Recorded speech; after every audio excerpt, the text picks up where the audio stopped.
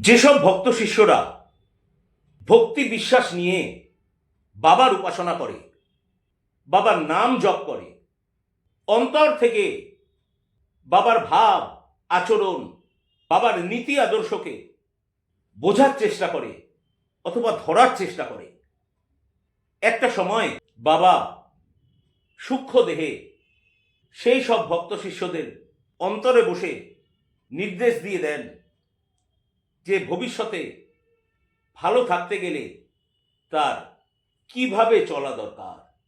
ভক্তরা অন্তর থেকেই তার ভবিষ্যতের নির্দেশ অনুভব করতে থাকে।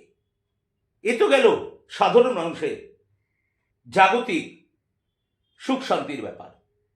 এর মধ্যেও কিছু কিছু ভক্ত শিষ্য আছে যারা প্রকৃত আধ্যাত্মিকতার পথে এসে সাধন মার্গে অগ্রসর হতে চায়। সেই সব গৃহী সাধারণ সংসারী মানুষদের জন্য বাবার শিক্ষার যে প্রণালী, সেটা কিন্তু কঠোর থেকে অতি কঠোর।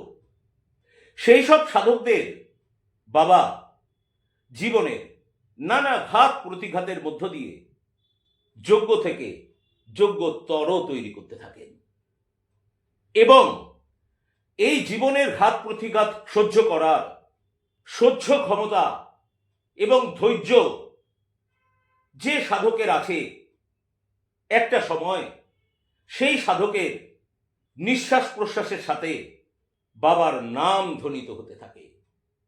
সেই ধ্বনি সাধক শুনতে পায়, সেই ধ্বনি সাধক নিজেই অনুভব করতে থাকে।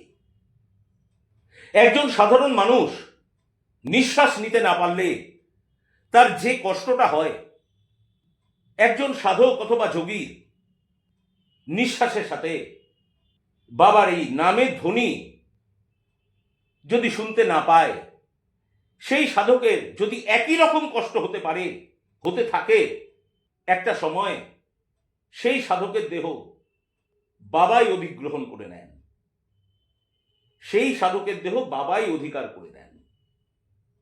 সেই সাধকের দেহকে কেন্দ্র করে সূক্ষ্ম দেহে বাবাই নানা রকম অলৌকিক কর্ম করতে থাকেন, অলৌকিক ক্রিয়াকলাপ করতে থাকেন মানুষের ভালোর জন্য, জগতের মঙ্গলের জন্য। এই ধরনের সাধকদের ইহকাল পরকালের আর কোনো চিন্তাই থাকে না। এই ধরনের সাধকদের ইহকাল পরকালের সকল দায় দায়িত্ব, সব রকম দায়িত্বভার বাবাই গ্রহণ করেন। জয় শ্রী গোলকনাথ, জয় শ্রী গোলকনাথ, জয় শ্রী গোলকনাথ।